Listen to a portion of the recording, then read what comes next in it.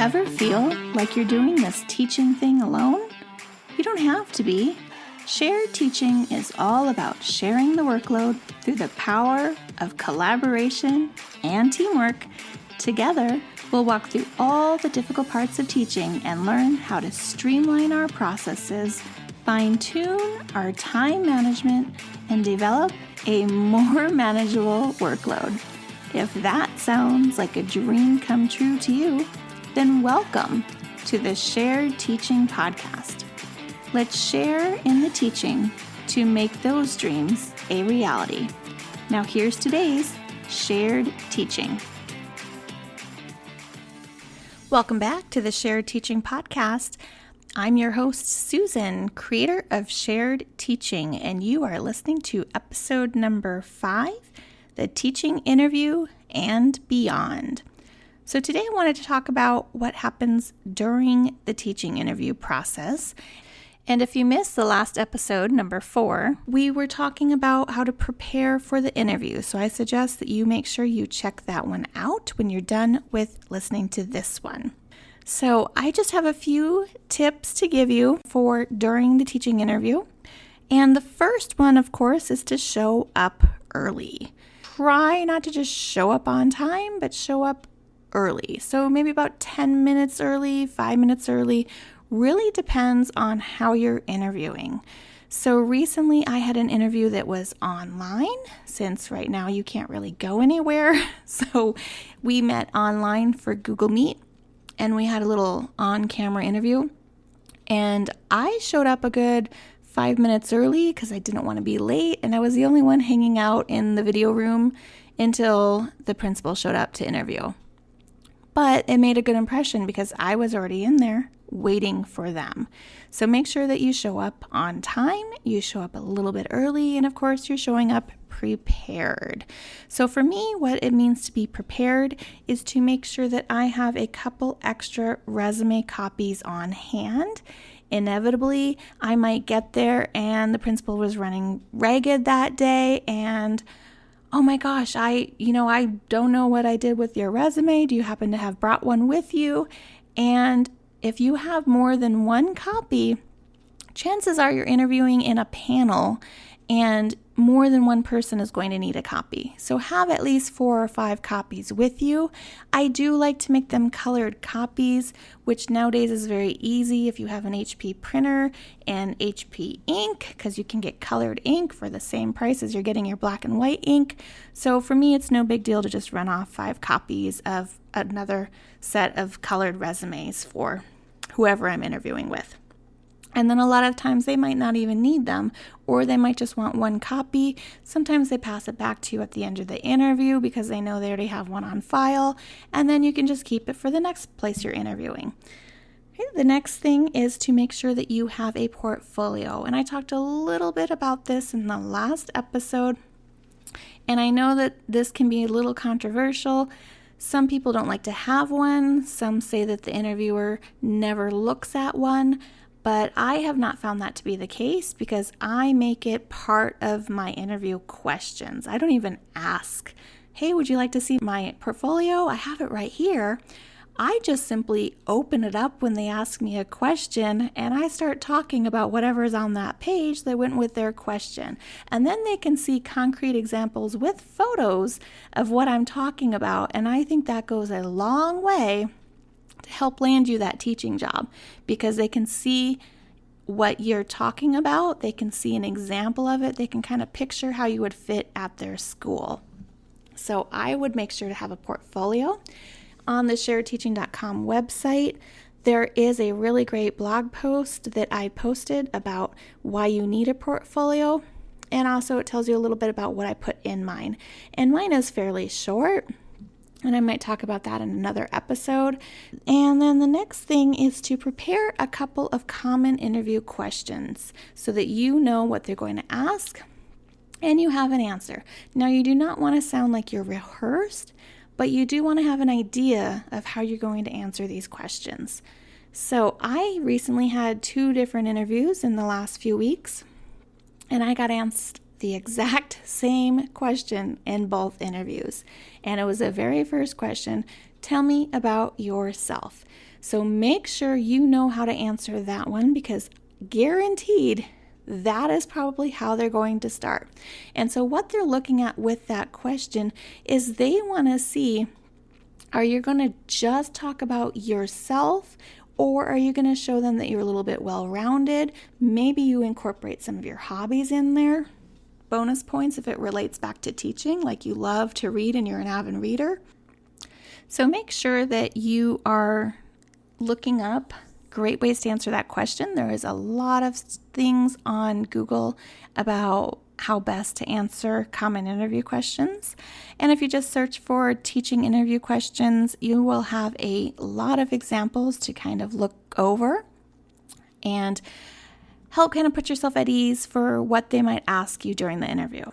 So another one I have gotten recently is, tell me about a time you overcame a challenge.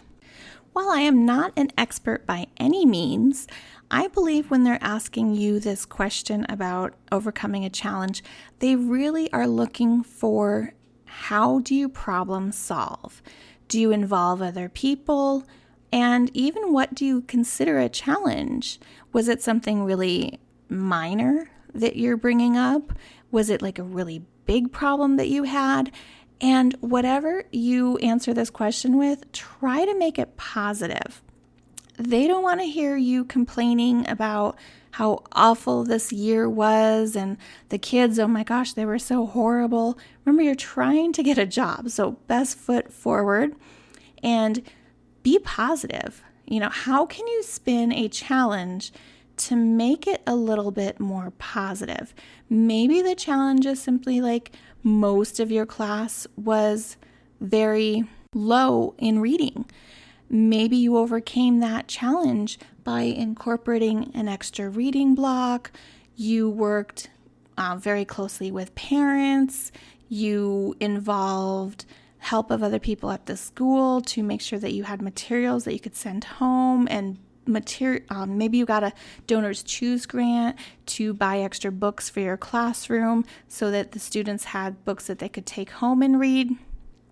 That would be a good challenge that's a positive, because you overcame the issue of your students being low readers, and the interview panel is really going to look upon that favorably, because you took a negative and you showed it in a positive light. And it reflects academics, which is always a concern at the school. Maybe they do have low readers and they want to know that you can challenge them and you can get them higher and on grade level where they need to be.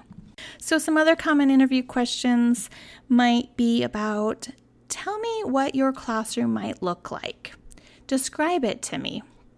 So I was asked this question, and I talked about the desks being in groups, what the posters and things on the wall looked like, in very brief detail, mind you. They don't want to listen to like a 30-minute dialogue about, oh, I use this font and I make sure I stay away from Comic Sans. And, so keep it pretty brief. I just mentioned like my color schemes are usually 2 colors so that it's not distracting to students. Things are really easily seen from across the room when they're looking at the posters. All the tables are arranged in groups. The students share supplies to learn about collaboration. So I use those buzzwords, right? Did you catch that? And I also might have talked about I have a visual schedule to help with classroom management, so that the students know what to expect, and I incorporate that into my routines, because they want to hear about things like that. They don't want to hear about what color your carpet's going to be, or the fancy chandelier that you're going to hang so it looks all homey and Pinterest worthy. They want to know, is it an environment that's going to be conducive to learning? And what kind of ways are you going to show that by how you lay out your classroom design? The next question I have been asked a few times is to tell me about a weakness. So again, what I believe they're looking for is they want to hear about something that you know you need to work on. Like, how self-reflective are you about yourself and what you need? And maybe what is a goal that you're working on. So you might say something like, I know one of my weaknesses is I really have very high expectations with students, and sometimes I feel like they don't quite meet that goal. So I know I need to make sure that I am breaking my lessons into more manageable steps so that they can feel encouraged and they can reach that high expectation that I've set for them. So turn your weakness again into a positive. See the theme here? Because they really want to hear, not Debbie Downer, but they want to hear something that you are self-reflective, you know how to turn that around, and it's not something that's going to hold you back. You don't want to say, oh, I'm just terrible in math, but I'm working on it. Don't say that. They know most teachers have a strength in an academic area, but they don't want to hear you kind of be negative about yourself, right? So what kind of weakness do you have that you can make seem more positive? So maybe like mine, it's that you just have very high expectations for students. Now, is that really a weakness? No, because we want to have high expectations for our students. Another weakness might be that you say that you are very passionate about working with kids and their families, and sometimes you lose track of time and you work too many hours in the evening and don't have a good balance of work-home life, but you realize you need to set more boundaries on your time in the evenings for your own family. I feel like this answer shows the interview committee that you recognize you need to work long hours, but also have time for yourself and your family, and maybe even plug in there about self-care, because that's becoming very necessary nowadays, that you take care of your mental health and your emotional health and your own, self-care. So make sure that you, again, spin that in a positive way. Don't just say, I find myself working until 2 a.m. and there's just so much to do and I never get it done. That's not the way you want to say it. You want to say it very positively. Like I stated earlier, I work long hours and sometimes I get carried away because I'm planning some really great lessons for my students, and I realize I need to have a better balance for myself so that I am well rested and energized for my teaching the next day. When they ask you about your weakness, they will probably also ask you about your strengths. So make sure you've come up with a short list of your greatest strengths. And here again, they are looking for, what do you bring to the table in terms of how you'll be as a teacher? Are you very creative? Are you outgoing? Do you like to collaborate? Are you organized? Are you helpful? What are those strengths you want to talk about? I usually talk about how organized I am. It's been brought up in many reviews that I've had. It's been brought up in my evaluations. So that is important. And a lot of administrators want to see if you are able to meet deadlines. Some other really common questions they might ask you about might be, what would you do with a disruptive student? They might even give you a little scenario and ask you to answer in terms of how you would handle that in your classroom. For example, they might tell you a little story about a boy that is throwing over tables and chairs, and you're in the middle of a lesson. What do you do?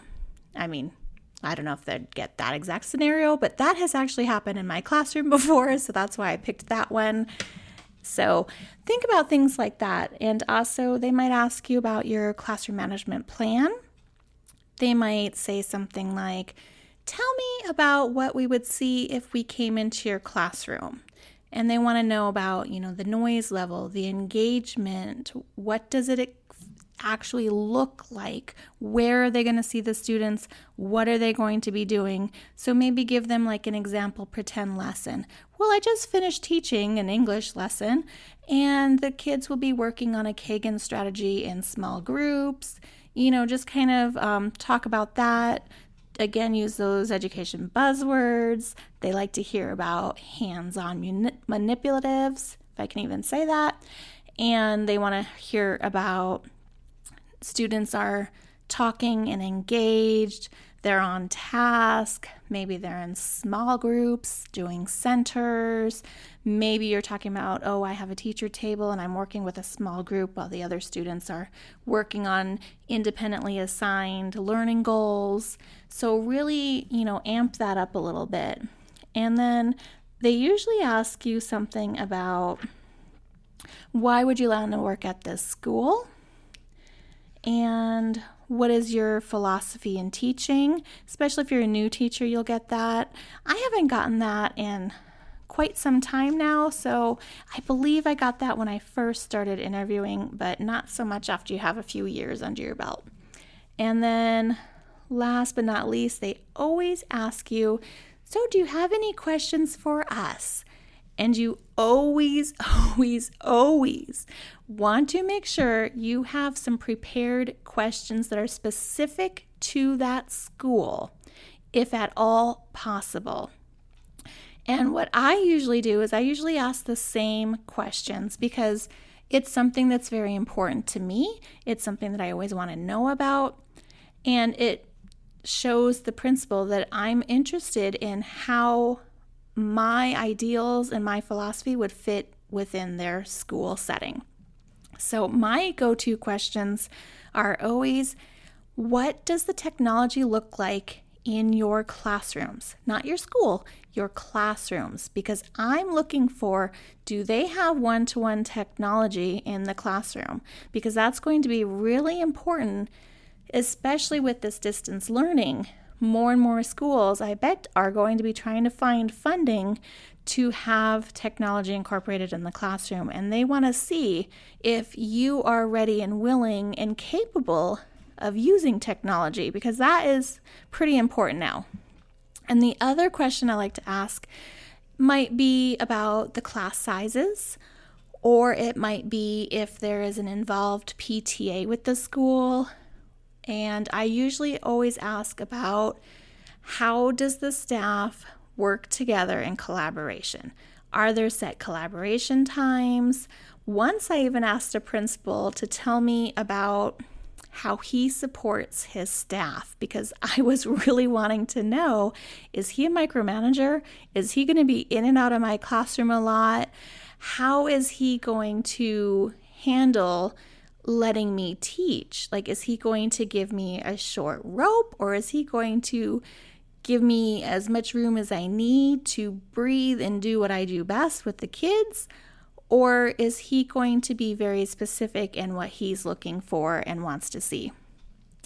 So I usually only pick 2 or 3 questions. It really depends on how long the interview lasted, how interested I am, how receptive they seem to be to answering those questions.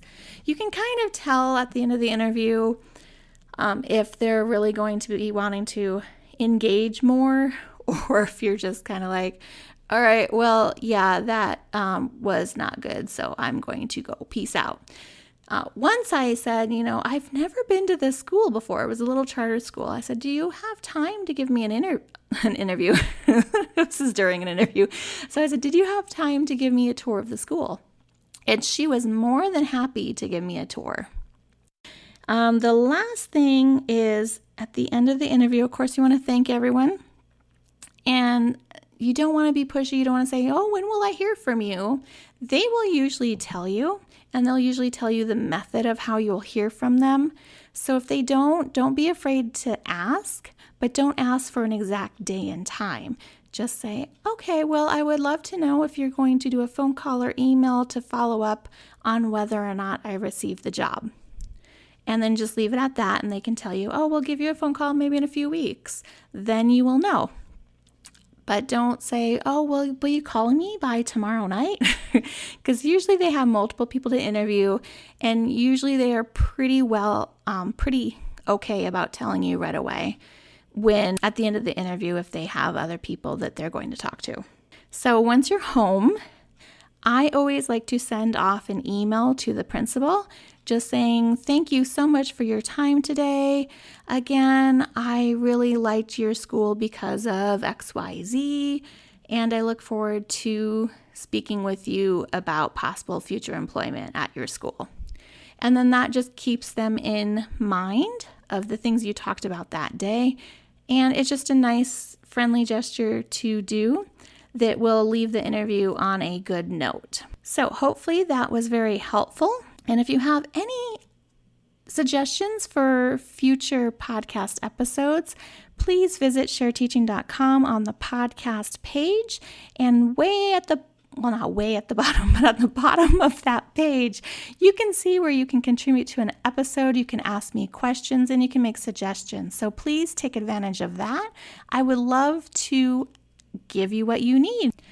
Please tune in next week where I'm going to be talking about what I include in my teaching portfolio and the categories that I have in there. So you won't want to miss that if you are working on interviewing and preparing and planning for your interviews to get that teaching job for next school year.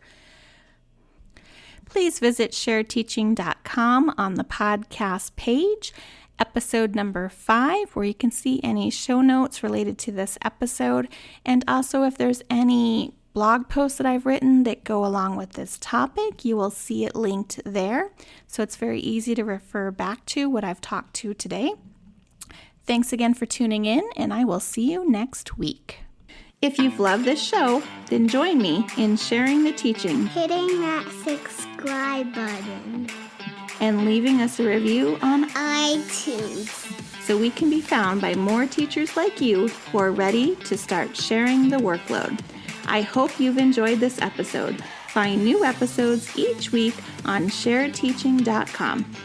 Thanks for listening to the Shared Teaching Podcast.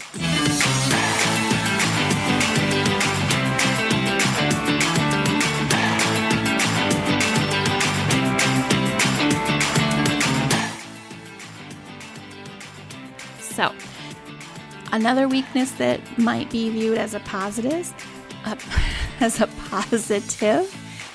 share my knowledge so that you can become like me. Make sure you tune